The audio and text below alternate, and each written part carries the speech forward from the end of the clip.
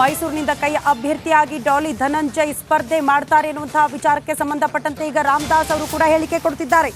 ಯಾರನ್ನಾದ್ರೂ ನಿಲ್ಲಿಸ್ತೀಯೇ ಅವರಿಗೆ ಬಿಟ್ಟದ್ದು. ದೆಹಲಿಯಲ್ಲಿ ಬಿಜೆಪಿ ನಾಯಕ ರಾಮದಾಸ್ ಹೇಳಿಕೆ ಕೊಟ್ಟಿದ್ದಾರೆ.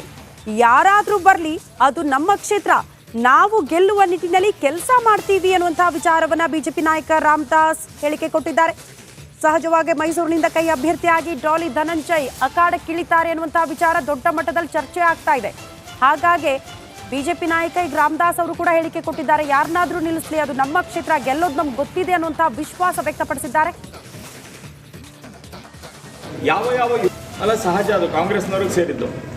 ನಮ್ಗೆ ಅವ್ರು ಯಾರು ಬೇಕಾದರೂ ಆಗಿರಲಿ, ಯಾರನ್ನೇ ಇದ್ದಲ್ಲಿ ನಿಲ್ಲಿಸಲಿ, ನಾವು ಅದ್ರ ಬಗ್ಗೆ ಚಿಂತನೆ ಮಾಡಲ್ಲ. ಆ ಕ್ಷೇತ್ರ ನಮ್ಮದು. ನಾವು ಆ ಕ್ಷೇತ್ರವನ್ನು ನಮ್ಮ ಅಭಿವೃದ್ಧಿಯ ದೃಷ್ಟಿಯನ್ನು ಇಟ್ಕೊಂಡೇನೆ ನರೇಂದ್ರ ಮೋದಿಯವರು ನಮ್ಮ ವಿಭಾಗಕ್ಕೆ ಮತ್ತು ನಮ್ಮ ಜಿಲ್ಲೆಗೆ ಏನು ಕೊಟ್ಟಿದ್ದಾರೆ ಅದನ್ನು ಜನಸಾಮಾನ್ಯನ ಮುಂದೆ ಇಟ್ಟು ನಾವು ನಿಶ್ಚಿತವಾಗಿ ಗೆಲುವನ್ನು ಸಾಧಿಸ್ತೇವೆ. ಯಾರಾದರೂ ಬರಲಿ, ನಾವು ಅದರ ಬಗ್ಗೆ ಯೋಚನೆ ಮಾಡ್ತಾ ಇಲ್ಲ. ಯಾವ ಯಾವ ಯೋಜನೆಗಳಿದೆ, ಯಾವ ಯಾವ ಲಾಭಗಳನ್ನು ಜನಸಾಮಾನ್ಯರಿಗೆ ಕೊಟ್ಟಿದ್ದೇವೆ, ಅದನ್ನು ಪ್ರತಿಯೊಂದು ಬೂತಲ್ಲಿ ತಲುಪಿಸೋದು ಹೇಗೆ ಅನ್ನೋದ್ರ ಬಗ್ಗೆ ನಮ್ಮೆಲ್ಲರಿಗೂ ಕೂಡ ನಿನ್ನೆ ಬೆಳಗ್ಗೆ ಪ್ರಧಾನಮಂತ್ರಿಗಳು ತಮ್ಮದೇ ಆದಂಥ ರೀತಿಯಲ್ಲಿ ನಮಗೆ ವಿಚಾರಗಳನ್ನು ತಿಳಿಸಿದ್ದಾರೆ. ಮತ್ತು ನಾವು ಏನನ್ನು ಮಾಡಬೇಕು ಅನ್ನೋದ್ರ ಬಗ್ಗೆ ಕೂಡ ಸ್ಪಷ್ಟವಾದಂಥ ಒಂದು ಡೈರೆಕ್ಷನನ್ನು ಕೊಟ್ಟಿದ್ದಾರೆ. ಇಲ್ಲಿ ಬಹಳ ಮುಖ್ಯವಾಗಿರುವಂಥದ್ದು ದೇಶದ ಅಭಿವೃದ್ಧಿ. ಏನಾಗಿದೆ ಅಭಿವೃದ್ಧಿ, ಅದನ್ನು ಜನಸಾಮಾನ್ಯನ ಮುಂದೆ ಇಡೋದಕ್ಕೆ ಕಾರ್ಯಕರ್ತರು ಯಶಸ್ವಿ ಆಗಬೇಕು.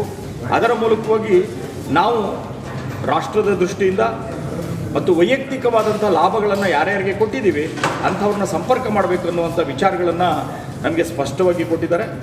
ಒಂದೇ ಮಂತ್ರ, ಅಭಿವೃದ್ಧಿ ಅಭಿವೃದ್ಧಿ ಅಭಿವೃದ್ಧಿ. 10 ವರ್ಷಗಳ ಕಾಲದಲ್ಲಿ ಆಗಿರುವಂಥ ಅಭಿವೃದ್ಧಿಯನ್ನು, UPA ಸರ್ಕಾರದಲ್ಲಿ ಆಗಿರುವಂಥ 10 ವರ್ಷಗಳ ಕಾಲದ ಅಭಿವೃದ್ಧಿಯನ್ನು ನಾವು ಕಂಪೇರ್ ಮಾಡಿ ಮತದಾರರಿಗೆ ನಾವು ತಿಳಿಸಬೇಕು. ಅಲ್ಲಿ ಮತದಾರ ಬರುವಾಗಲೂ ಕೂಡ ಅವನು ದೇಶಕ್ಕೋಸ್ಕರವಾಗಿರ್ತಾನೆ. ಅವನು ಕಾಂಗ್ರೆಸ್ಸು, ಜನತಾದಳ, ಇನ್ನೊಂದು BJP ಈ ಥರದಲ್ಲಿ ಯಾವ